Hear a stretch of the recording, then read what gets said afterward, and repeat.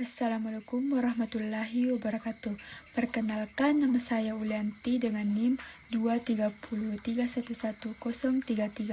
Saya merupakan mahasiswi semester 5 dari program studi perbankan syariah Fakultas Ekonomi dan Hukum Islam Universitas Islam Ahmad Dahlan Sinjai.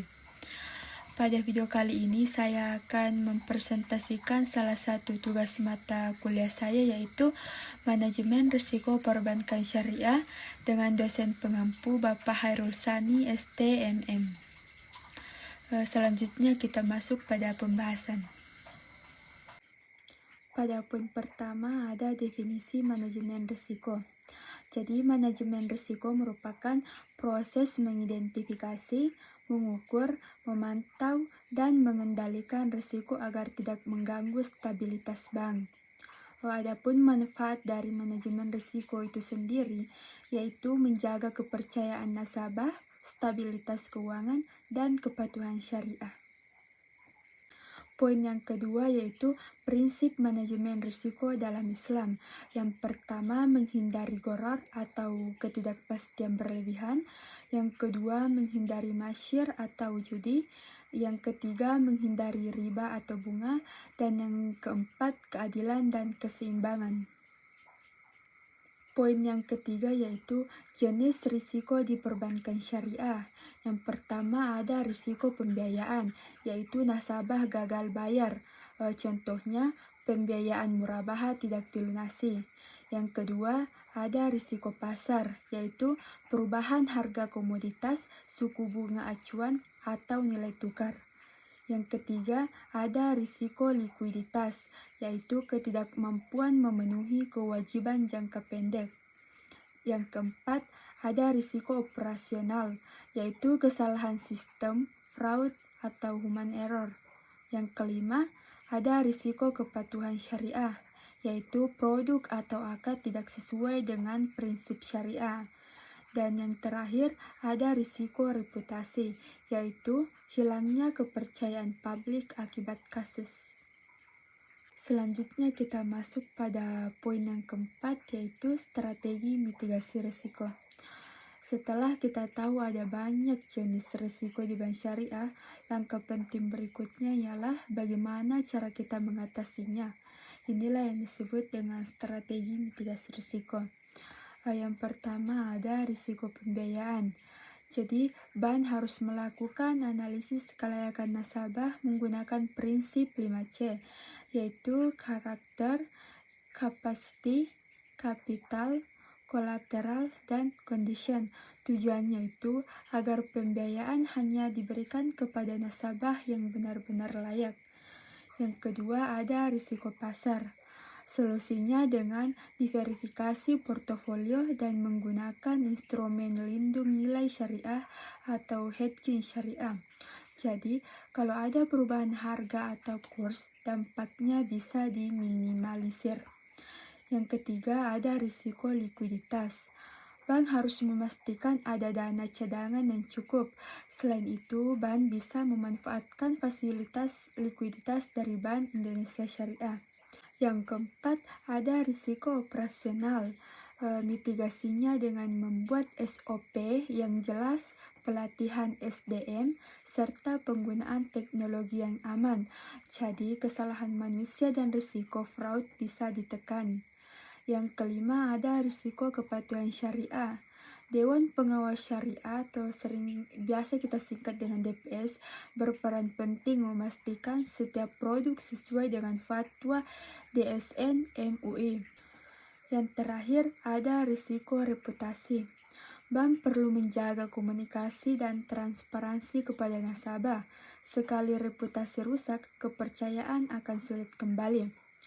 Intinya, strategi mitigasi risiko bukan hanya soal keuangan, tapi juga soal menjaga kepercayaan dan memastikan setiap aktivitas bank tetap sesuai dengan prinsip syariah. Selanjutnya kita masuk pada poin yang kelima, yaitu regulasi manajemen risiko. Tadi kita sudah membahas tentang strategi mitigasi risiko. Sekarang kita masuk ke bagian regulasi. Regulasi ini penting karena menjadi dasar hukum dan pedoman dalam penerapan manajemen risiko, khususnya di bank syariah. Yang pertama ada regulasi dari OJK dan Bank Indonesia.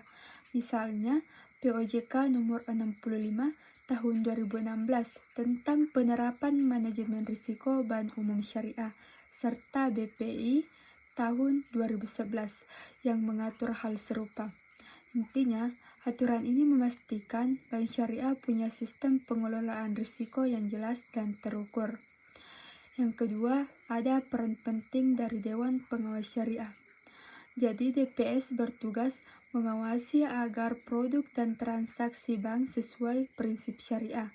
Mereka juga menilai akad pembiayaan, investasi, dan penghimpunan dana supaya tetap sesuai syariah. Yang ketiga, ada fatwa DSN MUI yang jadi panduan. Misalnya fatwa nomor 46 tahun 2005 tentang hedging syariah atau lindung nilai.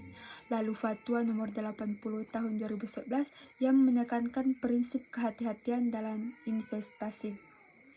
Jadi di sini kita lihat bahwa manajemen risiko di bank syariah tidak hanya mengikuti aturan umum dari OJK dan BI, tapi juga harus sesuai prinsip syariah melalui pengawasan DPS dan fatwa DSN MUI. Selanjutnya kita masuk pada poin yang keenam, yaitu studi kasus singkat. Jadi biar makin jelas, saya dapat memberikan contoh singkat bagaimana bank syariah menghadapi risiko. Misalnya, sebuah bank syariah sedang menghadapi risiko likuiditas. Banyak nasabah menarik dana mereka dalam waktu yang bersamaan. Kalau bank tidak siap, bisa terjadi masalah karena dana yang keluar lebih besar daripada cadangan kas yang tersedia. Jadi solusinya itu, bank syariah perlu punya manajemen kas yang baik serta menempatkan dana di instrumen liquid yang bisa segera dicairkan. Dengan begitu, kebutuhan nasabah tetap terpenuhi tanpa mengganggu operasional bank. Jadi, dari studi kasus ini kita bisa lihat bahwa strategi mitigasi risiko yang sudah kita bahas sebelumnya benar-benar diperlukan dalam praktik nyata. Artinya, manajemen risiko bukan hanya sekedar teori, tetapi benar-benar menentukan kelangsungan operasional bank syariah sehari-hari. Baik, sebagai penutup, saya akan menyampaikan beberapa hal penting yang bisa kita tarik dari pembahasan manajemen risiko di bank syariah. Pertama, manajemen risiko adalah pilar penting untuk menjaga kesehatan bank syariah. Tanpa pengelolaan risiko, bank akan lebih rentan menghadapi masalah. Yang kedua, manajemen risiko tidak hanya menjaga stabilitas keuangan, tapi juga memastikan setiap transaksi tetap sesuai dengan prinsip-prinsip syariah. Yang ketiga, manajemen risiko tidak bisa berdiri sendiri, dibutuhkan kolaborasi antara manajemen bank, regulator, DPS, dan juga nasabah. Jadi, kita bisa simpulkan bahwa keberhasilan bank syariah sangat bergantung pada bagaimana risiko dikelola secara profesional dan sesuai syariah. Dengan begitu, kepercayaan masyarakat akan terus terjaga. Jadi itulah beberapa poin yang bisa saya sampaikan mengenai manajemen risiko perbankan syariah. Kurang lebihnya mohon dimaafkan. Billahi fisabilillah wastabiqul khairat. Assalamualaikum warahmatullahi wabarakatuh.